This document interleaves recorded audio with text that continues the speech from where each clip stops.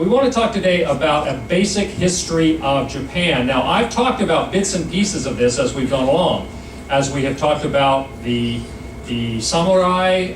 We've talked a little bit about the Sino-Japanese wars, you know, Japan versus China, and you've gotten some aspects of those things, but I have to mention those today because they're part of the history, but I won't dwell on those a lot.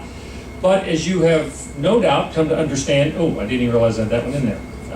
The four main islands of Japan, of course Honshu being the largest one and the primary island here.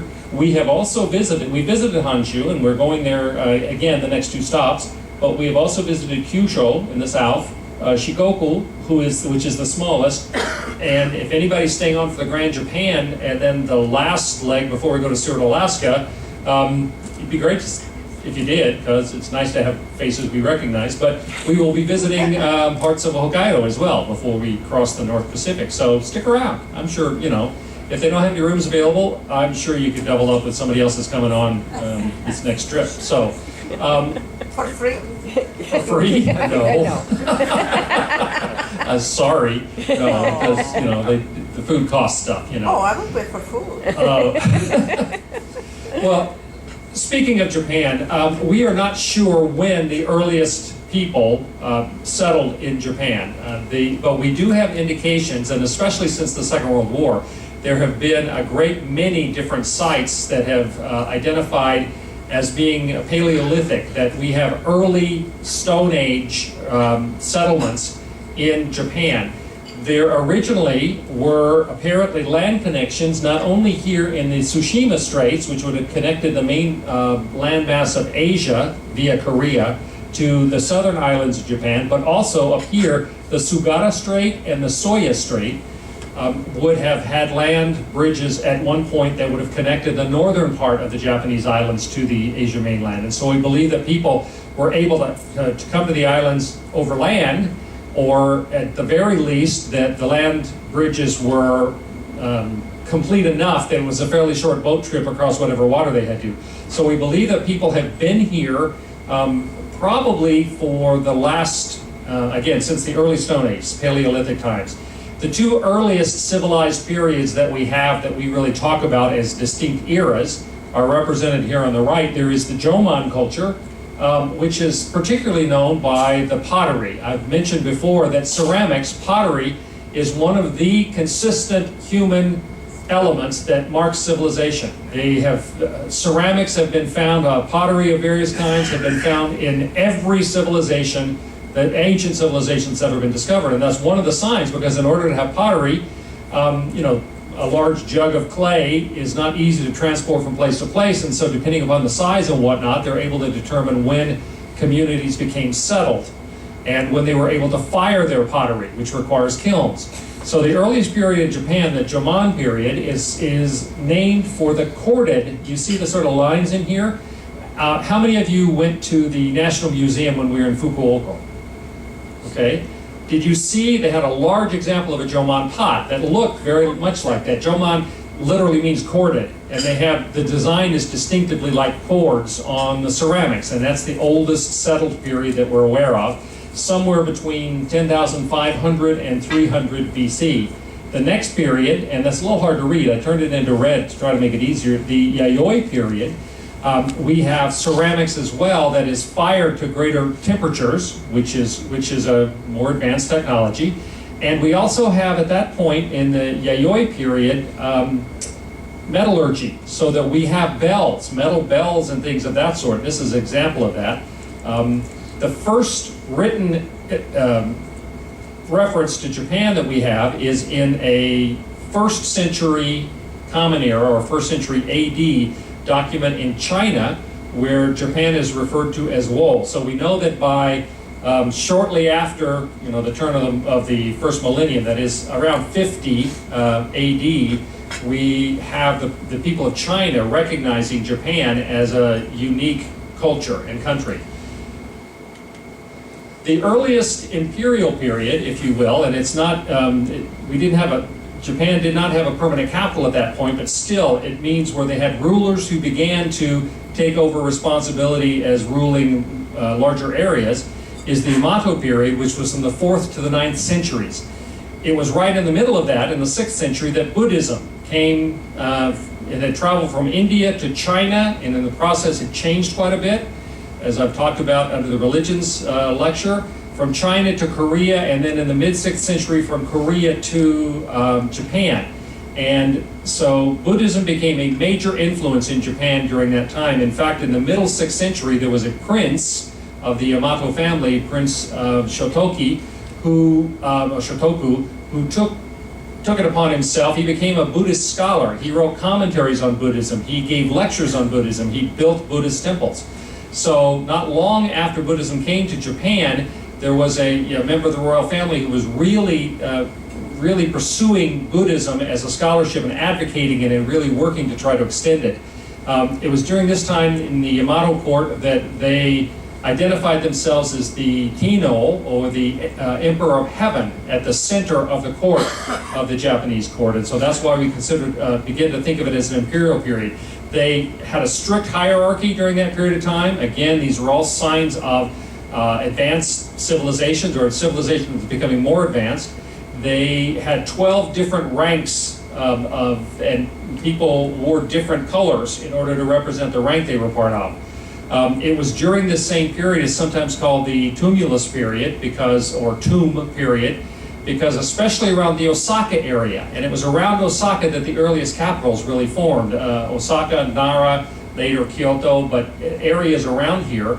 And during the tomb period, they created these huge tombs. And here, these keyhole-shaped tombs, this one, which is for the Emperor Ojin in the 5th century, and that tomb is 1,380 feet long, and they estimate it took 1,000 laborers 4 years to build that tomb. 4 years of working every day to build that tomb. So, again, you're getting a very sophisticated sort of imperial view, tomb structures, that sort of thing. In the 660s, so in the 7th century, mid-7th century, they had what's called the Taiko Reforms.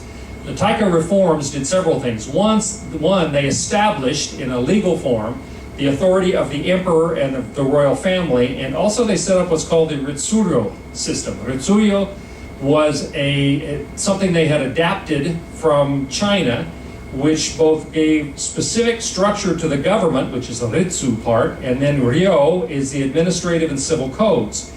They created, again modeled after some of the things they learned from China, tests, training for people who are interested in becoming part of the government structure, bureaucrats, sort of like the civil service tests that you take, that I don't know if they even still do that they used to take in the United States for postal workers and whatnot if you wanted to work in a government job. Well, the Ritsuyo system allowed for training and tests for people who wanted to become a government employee, so to speak, part of the imperial system.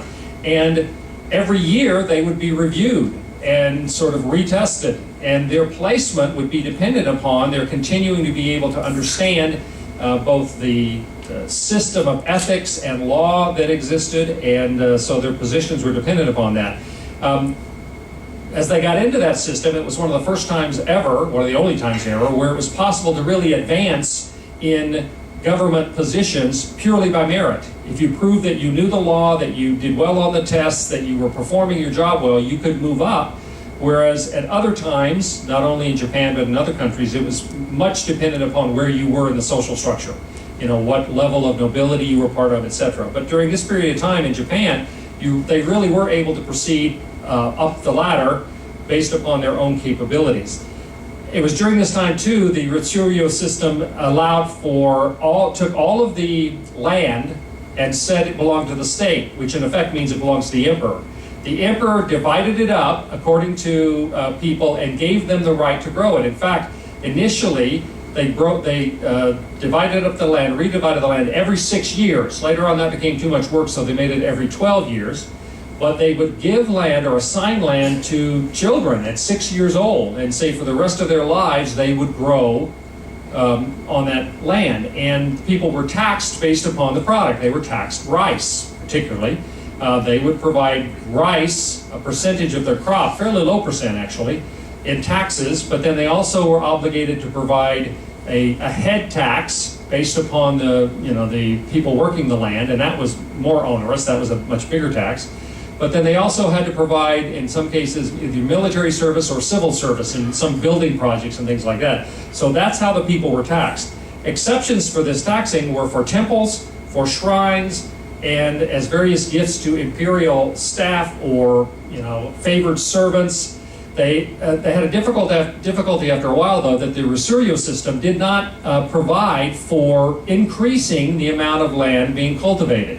And so eventually, they not only gave tax exemptions to shrines, property that was with shrines and temples, and they gave them land to cultivate in order for them to support themselves, but then they also said that anyone who takes up uncultivated land and cultivates it will have ownership of that land, at least for a period of time, and those rules varied over time. But what happened was that some of the kind of feudal lords, the country nobility, or the daimyos, or the clan lords, they began to make it a point to cultivate land so that they could bring it into their control area.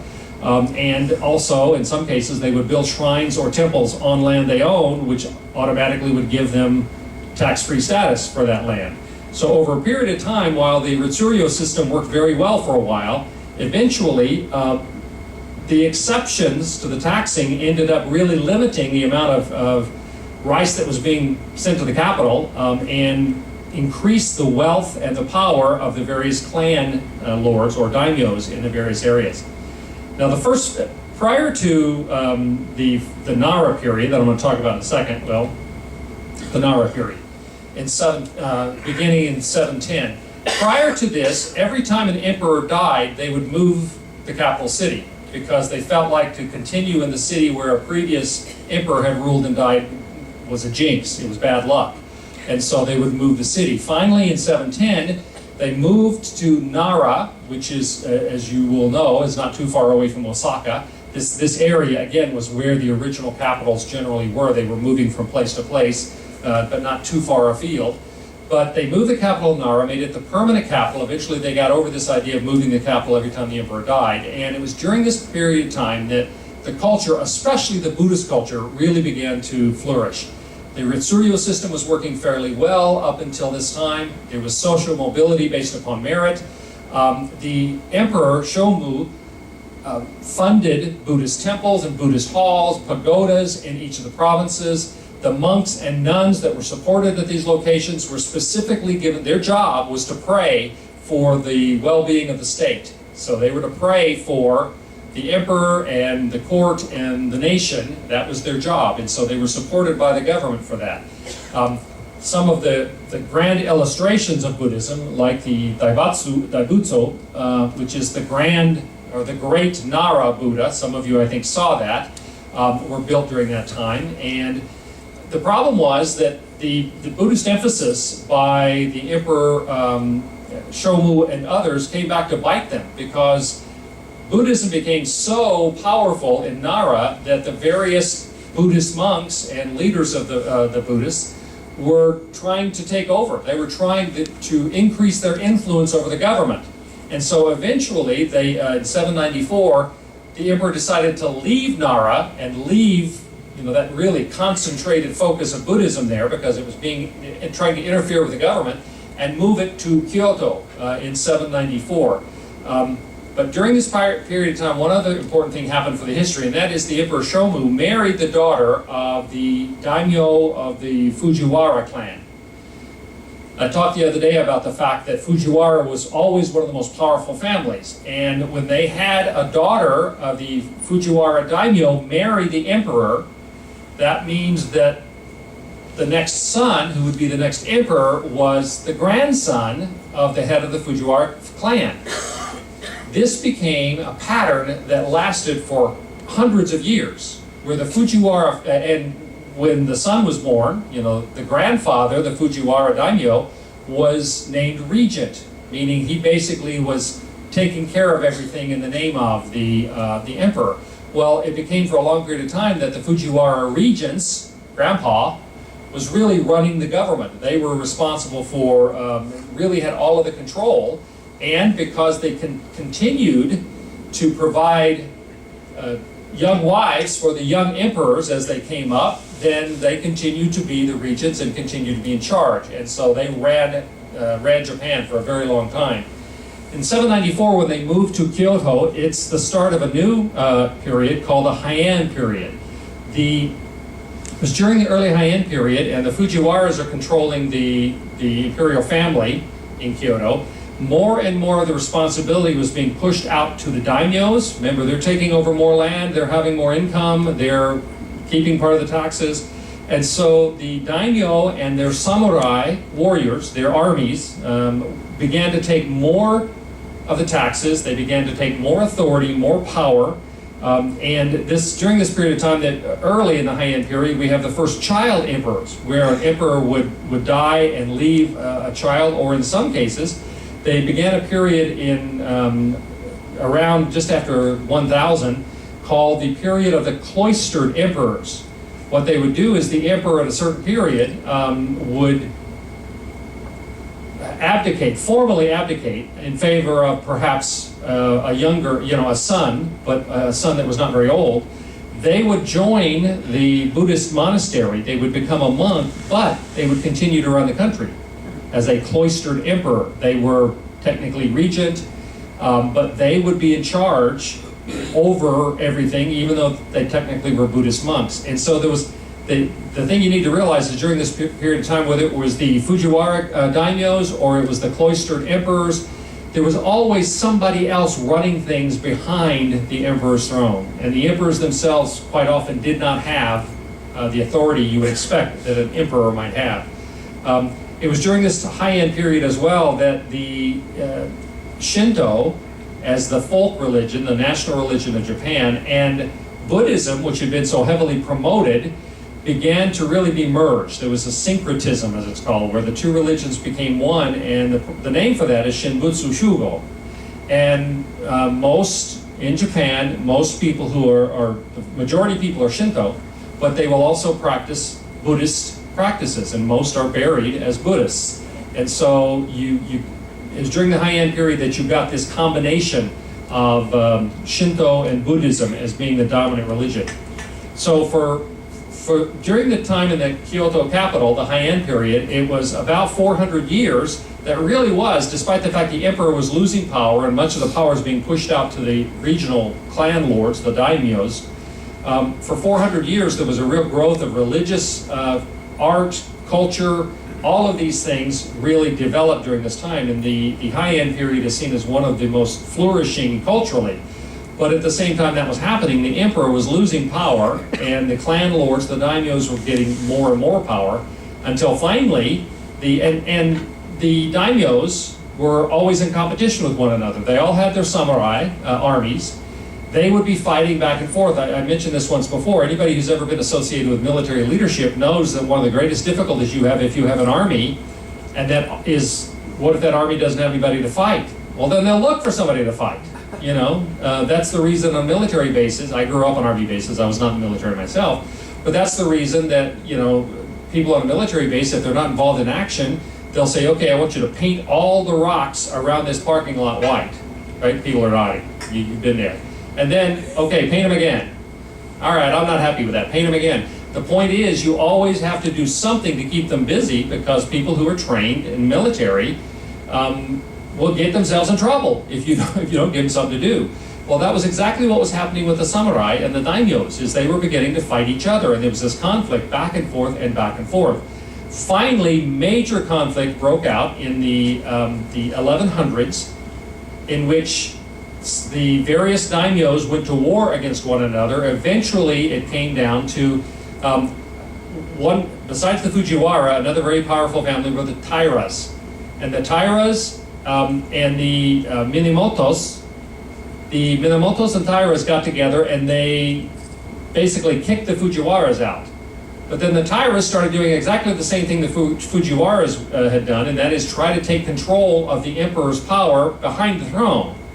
And so the Tairas and the Minamotos all of a sudden are against one another. And eventually, the Tairas were more powerful for a long time, but eventually they had a major battle, which was called the Jinpai War. The Jinpai War, the Minamotos won that war, and so we end up with the start of the first shogunate. Now, when this is Minamoto no Yoritomo, who was the head of the Minamoto clan that defeated the Tairas, and they had already tossed out the Fujiwaras, although they tried to make a comeback later. But he was now basically in control of the country. He controlled the military, all the samurai were dedicated to him, all of the daimyo clan lords pledged allegiance to him. And the emperor had not had very much authority for a long time, but he, and everybody thought that, that Minamoto no Yoritomo was going to go to Kyoto and basically do what the previous two clan families had done, and that is run the country from Kyoto. But he didn't. He went home to Kamakura, which is near Tokyo. It's a long way away from Kyoto. And he said to the emperor, you just keep doing what you're doing, but please understand, I'm in charge now. And so from the 1180s until the late 1800s, the country was ruled, with exceptions. I mean, there was it's a couple of regency things in and out, but for the most part, during that whole period of time, for 250 years or so, I'm sorry, for 650 years almost, there was a shogun who was running the country. Shogun is, the word means generalissimo, which means a general who is also in charge of the government. And from when Minamoto no Yoritomo took over, he set up his own government system. He had administrative bureaucracy, he had a legal bureaucracy, and a military bureaucracy. It was called the Bakufu, which literally means the tent government. The tent government because this was based upon military language. So the Bakufu was his bureaucracy to run everything. And the name Shogun comes from Sai Tai Shogun. Back a long time before this, the emperor would appoint a general to fight the barbarians, they were called, which were basically the non-Japanese people who lived in the Japanese islands. First the Ainu and then the Imisha. They were people in the north that would not submit to the authority of the Japanese rulers. And so they had a commander-in-chief who was supposed to be responsible to take the armies up and defeat these people and bring them under control. So the Sai Itai Shogun means the commander-in-chief of the expedition force against the barbarians.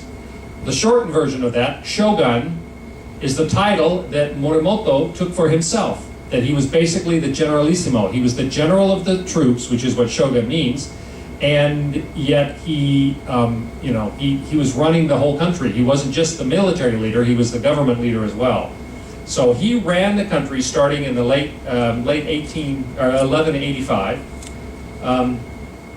and this continued down through the entire period that's called Kamakura. The periods are named after, they'll often mention the name of the family, like they'll talk about the Minamoto shogunate, but they'll call it the Kamakura period because his capital was in Kamakura. Heian was the ancient name for Kyoto. And so the Heian period was when the capital was in Kyoto. Well, the Kamakuras continued for several hundred years, and during this period of time, Buddhism became even more a part of the official culture. In fact, with the Kamakura shogunate, they really liked Buddhism. They felt like Buddhism really fit into the whole samurai kind of ideas. And so new kinds of Buddhism came into Japan. Zen Buddhism, which like the others came from China which was called, had different names, Zoan Buddhism and then Chan Buddhism, and then to Zen Buddhism in Japan. And Zen Buddhism and Nichiren Buddhism were particularly popular in Japan at that time because they were part of the Kamakura clan shogunate. The various Buddhisms that the Kamakuras and later shoguns really focused on and really advocated and were in support of became so much a part of the idea of the shogun that later on, when the shoguns were gotten rid of under the Meiji Restoration, the Meijis tried to get rid of Buddhism because it was so closely associated with the shoguns. In the 1200s, twice the Mongol armies of the Yuan Chinese dynasty, you remember Kublai Khan, had taken over China. He was a grandson of Genghis Khan, and he created the Yuan dynasty. Well, twice, the Mongols were never happy if there was anybody close by that they didn't have authority over. And so twice in the 1200s, they tried to invade Japan. Both times, miraculously, according to the Japanese, there were typhoons that destroyed or drove away the Mongol ships. So twice the Mongols were prevented from invading Japan, and that's where the name kamikaze comes from. Kamikaze literally means divine wind, and the first time that was used was they said those typhoons in 1274 and 1281 were divine winds that prevented the Mongols from conquering them. And this is one of the daimyos who was also a judge and lord. You get a lot of these kinds of images. This is another image here on the left. This is Minamoto Yoritomo releasing cranes in order to gain Buddhist blessing. The fellow on the right is Minamoto Yoshitsune. He is considered one of the great heroes in Japan. He was the half-brother of Minamoto Yoritomo. He was a general that helped defeat the Taira people. He was very important in terms of the Minamotos taking over, but then afterwards, his brother, the shogun, became jealous of him and ended up, Yoshitsune was forced to commit seppuku, suicide. But you see grand images of him as a warrior because he's one of the warrior heroes of Japan. After the Moromoto period, the next period we have is the Muromachi period, which is the period of the Ashikaga shoguns. Muromachi is actually a suburb of Kyoto. And so, whereas Kamakura is a long way away near Tokyo, the next shoguns were actually very close to the center, the capital of Kyoto. There was a warring period where there was a lot of conflict again, and the Ashikage family, the Ashikage clan, ended up winning that period of short period of civil war and taking over as the shogun again. In 1543, just before the end of this Muromachi period, the Europeans were trying very, very hard to get into Japan. The reason is because they had gone through a period where they were very much limiting the access of foreign powers into Japan. From 1543 to 1550, the European powers kept coming back and saying, we want to trade with you, we want to trade with you. The Dutch, the Portuguese, all of these different groups were coming in, and yet they kept being turned away. In 1549, the Jesuit missionary Francis Xavier did manage to get permission to come to Japan, and he led to a great many Catholic converts, and especially farmers, but some daimyos as well. And this became very troublesome. This middle 1500s kind of thing became very troublesome to some of the military leaders. They felt like their Buddhist emphasis was being watered down, that their military vigor was being diminished by these Westerners coming in. And so finally in 1603, after two attempts to invade Korea were defeated. The Japanese tried twice to invade Korea. They were defeated, and the military leader at that point was killed. So in 1603, a new shogunate comes up, the Tokugawa shogunate. The fellow here who started it, Tokugawa Ieyasu, he was quite the character. It was during this period of time that he and others built these huge castles that you see now. You visited some of the castles. The castles were built at this time. Because of the fact they had just been defeated by the two attempts to invade Korea, and they were feeling the sting of that, because they were feeling that the influence that they were getting from the various Western powers was negative. It wasn't helping them, that they were being weakened as a country. Not long after the Shokugawa Shogunate started, they ended up beginning a policy called Shikoku, which is isolationism. Again, they've been reluctant to trade for a long time, and they kept turning various European traders away, but some of it was still happening. The Catholics were still coming in Finally, in 1623, under the Tokugawa Shogunate, they said, that's it. They closed the door. Japanese commoners, there were still some government officials that could go out, but commoners in Japan could not leave the country. No one was allowed in the country. The only port that only the Dutch were allowed to trade in a little bit was Nagasaki. If you went to Nagasaki, you may have visited the island there. And they were limited just to that island. They were not allowed to learn to Japanese. They were not allowed to really leave there. There were no other ports available to them, and only the Dutch for a long time were allowed to trade there. They had managed to succeed in convincing them. But from 1623, for the next 220 years, Japan had an official program of isolationism. During that, or fairly early in that period as well, in 1637, I mentioned that they were not real keen on the Christian influence, especially the Catholic influence. In 1637, that they had the Shimakura Rebellion, which led to the persecution of Christians. And Christianity was pretty much wiped out during that time.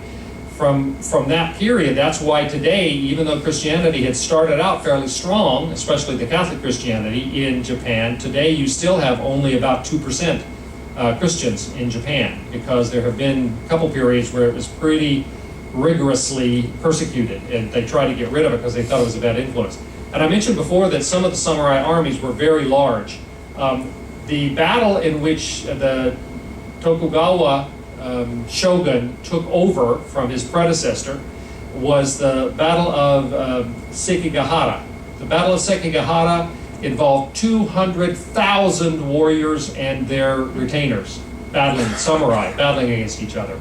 And interestingly enough, Tokugawa, when he came into that battle, he was outnumbered 2-1. And they said there's no way he can win, but he was a clever guy, and he had previously arranged that in the course of the battle, 5 major generals that were on the other side switched sides to Tokugawa, so that he actually had a larger army, before it was over than when he'd started, and they ended up defeating him and starting the. So he was Tokugawa was a clever guy. In 1853, after all this effort, 220 years or so of isolation, and prior to that, a complete shutdown of anybody being able to, any foreign Western powers being able to come in and trade, we have the arrival in 1853 in Edo Harbor, which is Tokyo, which had become the capital. They had moved it to what's called the Edo period, when they had moved the capital from Kyoto to Edo. I think if you were, our guide was talking about the fact that when they left Kyoto, they didn't announce the fact the emperor was moving his household, and the capital was now going to be in Edo, which later is called Tokyo, which means the eastern capital. Tokyo means eastern capital. They never announced to the people of Kyoto that they were moving. And so even today, sort of as a joke, they'll say, the emperor has been gone a very long time. When is he coming back? When is he coming back to the capital? Of course, they know he's not coming back, but they still talk about that because he didn't officially announce anything. Well, in 1853, Matthew Perry, the American Commodore, came into Edo Harbor with 4 what were called the black ships. They were American gunships. And in the nicest possible way, after firing some blanks to show the power of the guns on his ship, because they were very modern vessels for the day, he was allowed to come ashore with some of his officials, and that's what this Japanese painting represents. This is him in the middle, and then 2 of his officers, and this is a representation. I'm hoping he was not quite that ugly, but does not represent him very well. But he comes ashore, and he had a letter from the American president to the emperor, because nobody, after 200 years of isolation, nobody knew that the emperor was not running things, that there was a shogun running things. And so they had a letter to the emperor, but he was shown to the court of the shogun and was told, he made his pitch, and he made it very clear in the nicest possible way that we want to trade with Japan. We want you to open your doors to us, that we can enter into trade, and if you don't, go look at my ships. And they said, we'll give you a year. They actually only gave him 6 months. They said, we'll give you a year to think about this, and then we'll be back. Well, 6 months later, Commodore Perry came back into Edo Harbor. This time he had 7 gunships. And being a military-minded guy, the shogun decided that seeing the power of these gunships, realizing that for more than 200 years, Japan had been isolated, had not advanced. They had a very archaic military compared to anything the West had at that point. The Tokugawa Shogun said, okay, we will start trading with you. Well, he assumed that the daimyos would support him, and so the shogun at that point went to the daimyos and to get their support, and they all said, you apparently don't have any strength anymore, or you would not have allowed these foreign devils to come in and tell you what to do. And contrary to his expectation, all of the daimyos opposed what the shogun had already done, and that is allow the Americans to say they would come in and trade. Because of that sort of loss of face and a sense of a loss of power, this in a short time after that, about 15 years later, not quite 15 years, in 1866, some of the shoguns from the south, Satsuma and Chosen leading them, they got together and decided they were going to oppose and depose the shogun.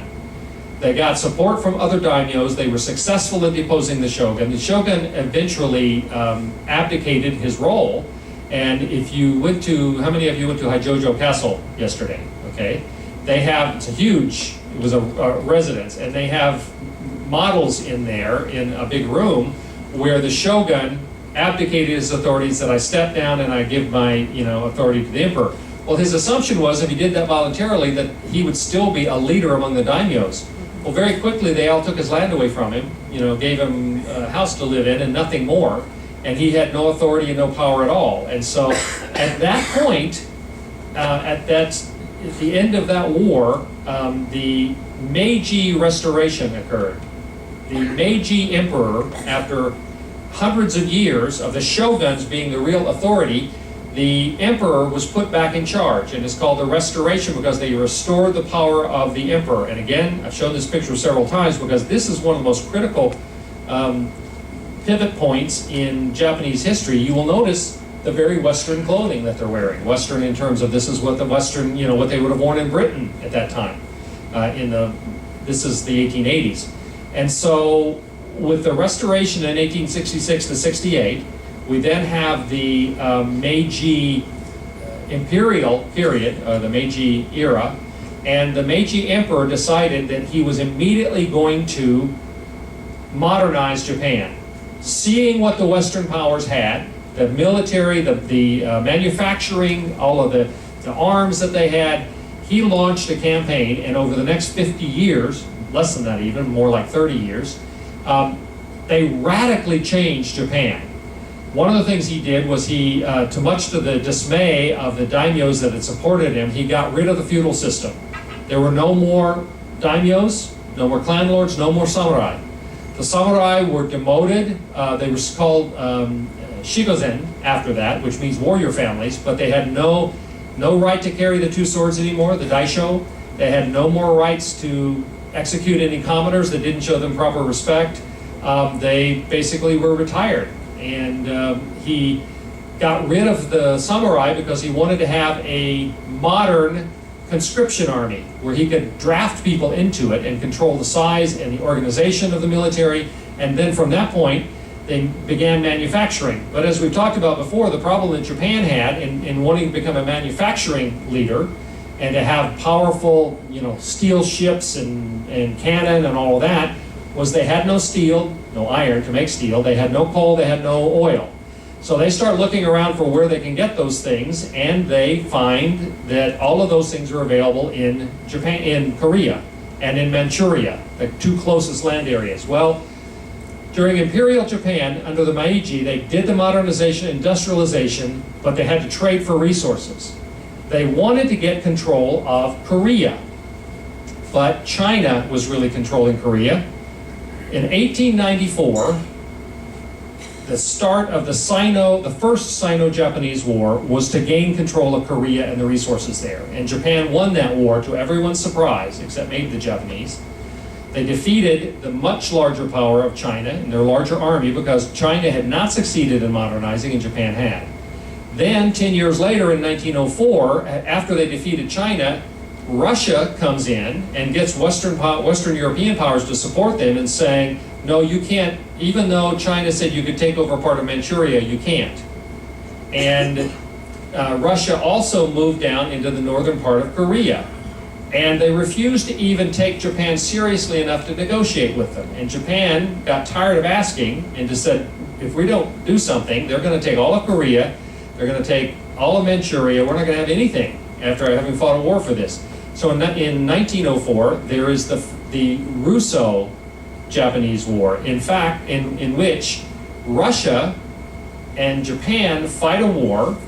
Japan started it by a surprise attack on Port Arthur, which was an area of Manchuria that the Russians had put in a new port, and they defeated Russia. In fact, they not only defeated Russia, they destroyed 2 of Russia's 3 global fleets, both the Pacific Fleet and then the Baltic Fleet, which the Tsar had sailed halfway around the world, completely destroyed by the Japanese Navy. And so they ended up taking over the land that the Russians had been running, and that included Korea. They turned Korea into a colony, which we've talked about before, and they increased their presence, not only in Korea, but in Manchuria. Korea was very badly treated by the Japanese during this time. They were basically, the Koreans were used for slave labor. They made them produce food for the Japanese. Pretty terrible things. In 1931, by 1931, the Japanese had moved into Manchuria, that is part of China, in a big way. They had taken over the Manchurian Railway from the Russians and had extended it. And in the 1920s, the South Manchurian Railway Corporation had become the largest corporation in Asia. They had imported a lot of Japanese people to be the managers. The ordinary workers were all Chinese or Korean, but the managers were Japanese. And after becoming such a powerhouse, they decided, why are we still frittering around saying that this land belongs to China when we're the ones that are really making it develop? So in 1931, they invented an incident which gave them, they thought, justification for invading Manchuria with their whole army. The Japanese take over Manchuria, they turn it into the puppet government of Manchukuo, and it's basically entirely controlled at that point by the Japanese. In 1932, the next year, the League of Nations, which then existed, sent in a committee to examine what all has happened here, because nobody else in the world is happy about the fact that the Japanese have just taken over part of China. And they have a commission, the Lytton Commission, and they generate a report in which they identify the fact that this was all a pretext the Japanese created in order to justify taking over this land. So the League of Nations says you have to get out. And Japan goes, like, forget you. And in 1933, they leave the League of Nations, and as a result, there are embargoes. They're trying to keep oil from getting there and steel from getting there, and this continues, but pressure grows and grows and grows between Japan and the West. In 1937, Japan launches the second Sino-Japanese War, in which they begin to take over various other territories in China.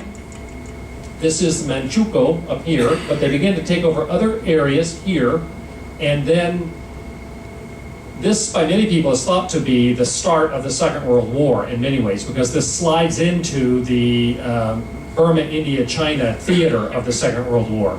And then, of course, in 1941, Hideko Tojo, who was a general in the Imperial Japanese Army, is made the prime minister. The militarists have gained power. They get rid of political parties in Japan, and their whole focus is making themselves a military power so that they can take the lands that they want. And there's this imperialistic spirit that comes along. And as we know, in December 7th, 1941, Japan attacks Pearl Harbor because they saw the American Navy located in Pearl Harbor as being the only power that they thought legitimately could challenge their control of this part of the world. And they were looking to create an empire that would be all of Southeast Asia, and all of the Pacific Islands. Well, the same day, a lot of us don't realize this, the same day that they attacked Pearl Harbor, they also attacked Hong Kong, Singapore, Wake Island, the Philippines, and Burma within 7 hours of the attack on Pearl Harbor. So they attacked the most important British and American presences in the Pacific.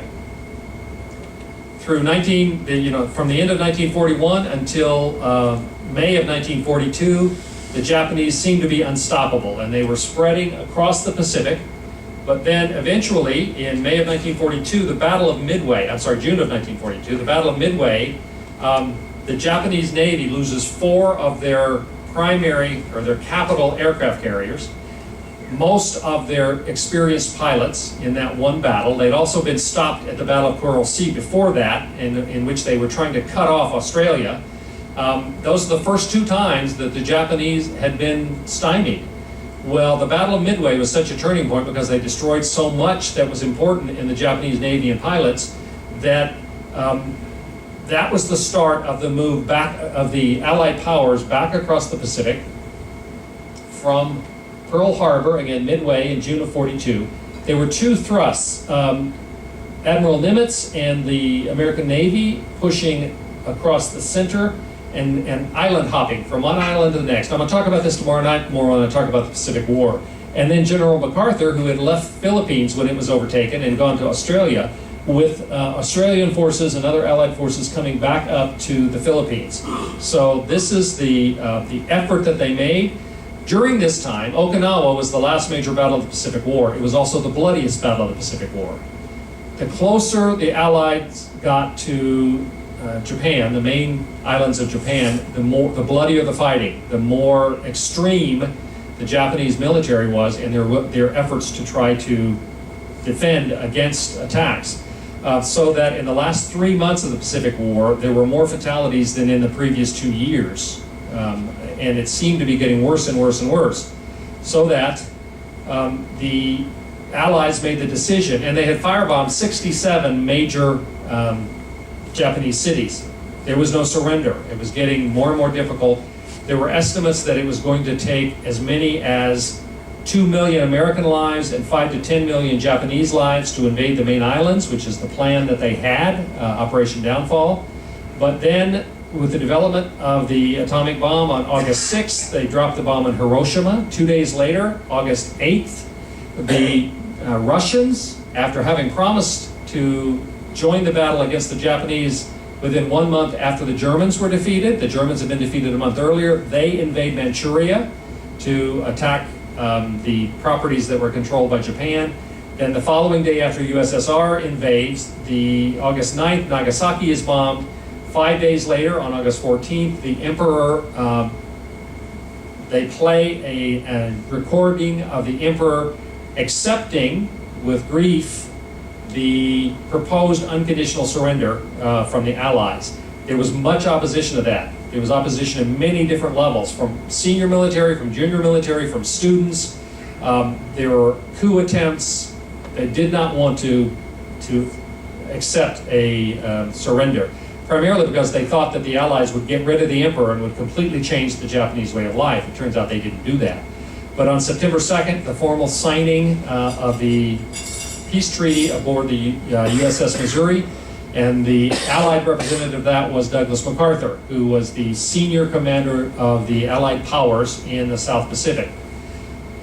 He became, as senior commander of the Allied powers, Douglas MacArthur became they called him the Gaijin Shogun, which means the non-Japanese military leader. From 1945 to 1952, this picture was quite famous because it was taken the first time the Emperor and Douglas MacArthur met, and the Japanese newspapers and everything said, we're not going to publish this picture because you see the very tall, pretty robust MacArthur standing next to a very slight Hirohito, and it did not really represent the kind of divine figure that the Japanese thought of the Emperor. But after the Japanese tried to suppress this photograph, MacArthur ordered every newspaper in Japan to print it. so that they had a sense of this. Even though, as I've said before, I'm not a huge fan of Douglas MacArthur in many ways. I think that there were some real problems with his. Even though he's one of the most decorated officers and one of only 5 men ever to be general of the army, 5-star general, I think there were some problems with it. But I will give him full credit. The way he handled the Japanese people and the emperor during his time as the military commander of Japan was really quite brilliant. He was successful in making a transition that a lot of people didn't think was possible, and that is the acceptance of the Western powers, their presence in Japan, and the willingness to sort of rebuild that. And Japan, as a result of that, had a miraculous economic recovery in the 20 to 30 years after that. And the last slide I've got, on March 11th of 2011, the most powerful earthquake ever measured in Japan, 9.0, struck an undersea earthquake, and tsunami strikes the Fukushima prefecture, which is prefecture is like their province or state, in northern Honshu. It killed 20,000 people, either killed or missing 20,000, leaving tens of thousands more homeless. And this is an image of the tsunami overtaking a residential community, and it led to the Fukushima Daiichi nuclear accident. The nuclear power plant there was damaged by the tsunami, and they had serious problems with contamination of things, not because of a fault, by the Japanese engineers or anything, but because of the natural disaster. That is a very quick and slightly too long brief history of Japan. Any questions about any of that? Yes? Was there a form of Marshall Plan in Japan after the war? Well, was there a form of Marshall Plan in Japan? In Europe, the Marshall Plan was a plan for reconstructing. In Japan, it was MacArthur who did it. He was given complete authority as the senior commander, the supreme commander of the Allied powers, and he and his team designed the plan to restructure things. Now, the big difference there is the Marshall Plan in Europe primarily was oriented toward rebuilding the destruction that had occurred. Now, the destruction on the home islands of Japan, there were 67 cities that were firebombed, 2 of them then attacked with nuclear weapons, and so there had to be a lot of rebuilding there. The Japanese but most of unlike Germany, for instance, most of the country was still intact. And so there were plans to rebuild the areas that were destroyed, but it was MacArthur, more than it being a plan that came from Washington, D.C., which was the Marshall Plan was. This is something that MacArthur and his people were entrusted to, and he did a good job with it. Again, I feel like I have to say that begrudgingly because I have some other real problems with him. But he did a good job in Japan, and they rebuilt the cities, and most especially, they figured how to make transition from the imperialistic, militaristic regime to a democratic regime without the Japanese feeling like they hadn't gotten rid of the emperor, they hadn't destroyed their culture, etc. And that was sort of the magic of it. So yeah, the Marshall Plan in Europe, which came from Washington, D.C., the equivalent of that would have been MacArthur and his efforts in Japan. And he was there. So, other questions? Yes? So with the Macarthur example, why didn't they learn the same lesson in Iraq, for instance? I'm sorry, what's that? After the war in Iraq, they didn't do anything like Macarthur did Yeah. to rebuild the place. Didn't they learn from Macarthur? Right. So in Iraq, why didn't they do what MacArthur did in Japan, and that is rebuild it? Well, there's several differences, I think. One of the faults that has been made against the American government was that they didn't have either an exit strategy or an after combat strategy, and they did not. Now, we did leave advisors, but almost everything was thought of as military, whereas MacArthur was very concerned about the civilian side as well. I think that's a failing on the part of the Americans, in the Iraq War, in the Middle East wars, is that we have tended to go into things without an exit strategy since then, and without a strategy of what are we then going to do. Now, efforts have been made, but not very well, I don't think. Other questions or comments? Yes? Yes, I noticed in the earlier pictures, the past dynasties, the curvature of the roofs. The roofs are designed like hyperbolic shapes instead Right. of planes. Is there a reason for that? I mean, it helps the rain run off, I understand that, but, Right. but why not, this? Well, part of it's the Parabolic. aesthetic. It's just it's the gracefulness of that. Now, Graceful. part of it too is that the Japanese buildings are created with wide eaves in order to keep the rooms cooler. It keeps the shade, Oh. it keeps them under shade, so that less of the building is in the direct sun because of the wide eaves, and so that's a cooling effect, and that's part of it. But much of it is simply the aesthetic of the curve, which I love. I think that's really beautiful. Trying to figure out how in our Mexican house at home, which is flat roofs and patios on top and stuff, how I can do that. I don't know how it's going to happen. So, Just repeat. yeah. Questions? Yes. How many people would have actually seen some of these earlier emperors? They never went on country Tours. Yeah. tours, or they seem to be very secluded. Yeah. The question: how many people would have seen these earlier emperors? Very few, almost none, because they were secluded. They had the free. In one way, you can say they were all powerful. They had supreme power. But on the other hand, the traditions were so strong that there were things they could not do.